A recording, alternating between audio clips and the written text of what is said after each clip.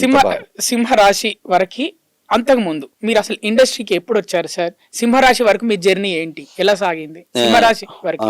89 చెన్నై వెళ్ళానండి ఇండస్ట్రీకి. డైరెక్టర్ అవ్వాలని వెళ్ళా, అదర్ థింగ్స్ వేరే ఏం లేవు, డైరెక్టర్ అవ్వాలని వెళ్ళాను. వెళ్ళి అప్పుడు ఒక 3 months కాస్త స్ట్రగుల్ అయ్యాను. తర్వాత పిఆర్ఓ శ్రీనివాస్ గారు అని ఒక ఆయన ఉన్నాడు అక్కడ చెన్నైలో. ఆయన నన్ను తీసుకెళ్ళి రత్నం గారి దగ్గర పరిచయం చేసి ఇట్లా అని పెడితే రత్నం గారు నన్ను చూశాడు. అప్పుడు చాలా చక్కగా ఉండేవాడిని.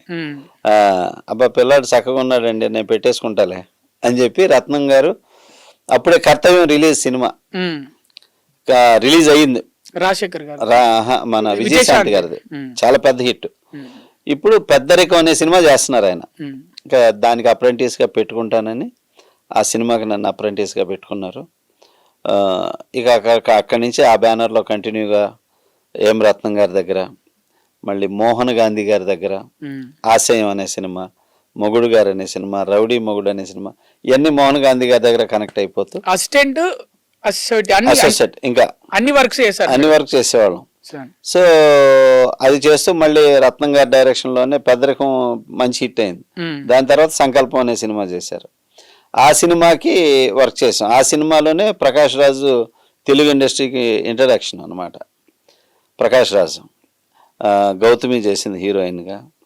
అట్లాగే ఆ సినిమా చేయటం, అక్కడి నుంచి ప్రకాష్ రాజు మేము బాగా క్లోజ్ అవ్వటం. తర్వాత నాకు ఫస్ట్ అవకాశం మహేష్ బాబుతో ఇప్పిస్తానని చెప్పి ప్రకాష్ రాజు నన్ను మహేష్ బాబుకు పరిచయం చేయటం. రాకుమారుడు స్టార్ట్ అయిన 3వ రోజు మహేష్ బాబుతోటి పరిచయం చేయటం. నేను అప్పటికే మహేష్ బాబు మీద స్కెచ్లు గీసుకునేవాడిని.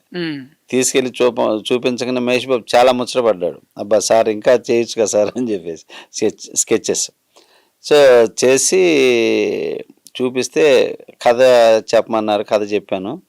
సింగిల్ సిట్టింగ్లో ఓకే చేశాడు మహేష్. ఓకే చేసి భారీ బడ్జెట్. మా వాళ్ళేమో ఇది చేయరు, సూపర్ గుడ్, అయ్యో అది భారీ బడ్జెట్ అనేవాళ్ళు, ఇంకోటి చేద్దాం అట్లా లేట్ అయిపోయాం. ఇలాగా నా సింహరాశి బిఫోరు ఇట్లా కొంత 89 నుంచి 2001 వరకు జర్నీ 2000 వరకు. ఈ మధ్యలో ముత్యాల సుబ్బయ్య గారి డైరెక్షన్ లో చిరంజీవి గారి హీరోగా హిట్లర్, తర్వాత మోహన్ బాబు గారు విజయశాంతి చేశారు రౌడీ మొగుడు అనే సినిమా, స్రవంతి మూస్ బ్యానర్. ఆ తర్వాత మళ్ళీ బాలకృష్ణ గారితో వంశోద్ధారకుడు, బాలకృష్ణ గారితో నరసింహనాయుడు బి గోపాల్ గారి దగ్గర, శరత్ గారి దగ్గర, ఇట్లా ఆల్ డైరెక్టర్స్ దగ్గర మంచి డైరెక్టర్స్ దగ్గర చేసి వీళ్ళ హ్యాండ్లింగ్ ఎలా ఉండేది, వీళ్ళ అప్రోచ్ ఎలా ఉండేది, ఆర్టిస్టులతో ఎలా డీల్ చేసేవాళ్ళు, ఇవన్నీ చూసేవాళ్ళు.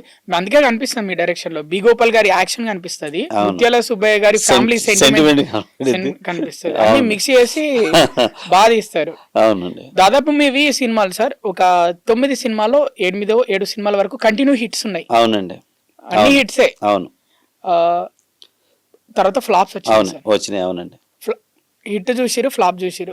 ఫ్లాప్ టైంలో ఎలా అనిపించింది? అంటే బట్ ఫ్లాప్ టైంలో కూడా అండి, బట్ దాన్ని చక్కగానే రిసీవ్ చేసుకునేవాడిని. ఒక హ్యాపీనెస్ని ఎలా రిసీవ్ చేసుకున్నానో, ఒక ఆ ఫ్లాప్ను కూడా నేను అలాగే రిసీవ్ చేసుకున్నాను. అంతేగాని కుంగిపోవడం అసలు నెవర్, అది జరగలేదు. బట్ ఇప్పటికీ లేదు అది. బట్ ఎందుకంటే అన్ని సక్సెస్ రావు, బట్ ఫ్లాప్లు వస్తాయి. అలాగే మనిషి లైఫ్లో కూడా హ్యాపీనెస్ ఉంటుంది అండ్ కష్ట సుఖాలు ఉన్నట్టే సక్సెస్ అండ్ ఫ్లాప్లు ఉంటాయి ప్రతి డైరెక్టర్కి, ఇది నాకు తెలుసు. బట్ ఏంటంటే ఫ్లాప్ అనే దగ్గర తెలిసి జరుగుతున్న మిస్టేక్గా నేను తెలుసుకున్నా. తెలిసి ఎలా చేశారు అంటారు. ఒక ప్రొడ్యూసర్ వచ్చాడు, ఈ కథ చేద్దాం అనుకున్నాం. ఈ కథ చేస్తున్నప్పుడే ఇంకా ఆయన చేయలేని పొజిషన్ రావటం, తను నేను చెప్పిన విధంగా సినిమాని తీయలేకపోవటం, ఇలా అయిపోతుంది. సో మిస్టేక్ జరిగిపోతుంది, సినిమా ఫ్లాప్ సినిమా తెలిసిపోద్ది. సో ఇలా జరుగుతూ మధ్యలో ఒక 2 ప్రాజెక్టులు 3.5 సంవత్సరం ఇట్లా అయిపోయింది. అక్కడ నాకు బాగా గ్యాప్ అయిపోయింది. ప్రొడ్యూసర్ కి దర్శకుడికి మధ్యలో ఏదైతే కోఆర్డినేషన్ ఉంటుందో అది బాగుంటేనే సినిమా మంచిగా వస్తుందా సార్? ఎస్ సార్, లేకపోతే డెఫినెట్ అండి. ప్రొడ్యూసర్ కి డైరెక్టర్ ఇద్దరు ఒక రకంగా భార్యాభర్తలు లాంటి వాళ్ళు. ఒకళ్ళకొకళ్ళు కోఆపరేట్ చేసుకుంటేనే ప్రాజెక్ట్ వస్తుంది. అలాగే మనం ఇద్దరం మాట్లాడుకొని ఇది చేయాలని డిస్కస్ చేసుకొని ఫిక్స్ అయ్యి మూవ్ అయ్యాము, అది తీసుకురావాలి. అది తీసుకురావాలంటే నేను తీయాలంటే ప్రొడ్యూసర్ ప్రొవైడ్ చేయాలి. ప్రొడ్యూసర్ ప్రొవైడ్ చేస్తేనే నేను తీయగలుగుతాను. తను ప్రొవైడ్ చేయలేకపోతే ఎంత గొప్ప డైరెక్టర్ అయినా ఏం తీయలేడు. ప్రొడ్యూసర్ సపోర్ట్ లేకపోతే ఏం చేస్తాడు?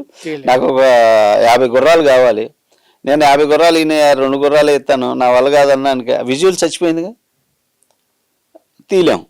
కాబట్టి ఇలాగా ప్రాజెక్ట్కి దెబ్బ తగలటం మొదలైంది. మీరు ప్రొడ్యూసర్గా చేశారా సార్ మూవీస్? అంటే చేశానండి. ప్రొడ్యూసర్గా నేను మల్లెపూ అనే సినిమా చేశా, అధినేత అనే సినిమా ఇద్దరం పార్ట్నర్స్గా చేసాం. తర్వాత జైసేన అనే సినిమా సోలో ప్రొడ్యూసర్గా చేసాం. సో ఇట్లా చేసినప్పుడు ఏంటంటే ఒక్కోసారి సబ్జెక్టు ఎప్పుడు సక్సెస్ రేటు ఉన్నంత వరకు ఏం చేశానంటే అండి, నేను నా నిర్ణయం ఈ కథ నాకు నచ్చింది నేను చేస్తా అంతే అని నేను వన్ మ్యాన్ డెసిషన్ తీసుకొని వెళ్ళిన ప్రతి సినిమా హిట్ చేసుకెళ్ళా. పక్క వాళ్ళ నిర్ణయం మీద ఆధారపడి నేను నిర్ణయం తీసుకున్న ప్రతి సినిమా పోయింది.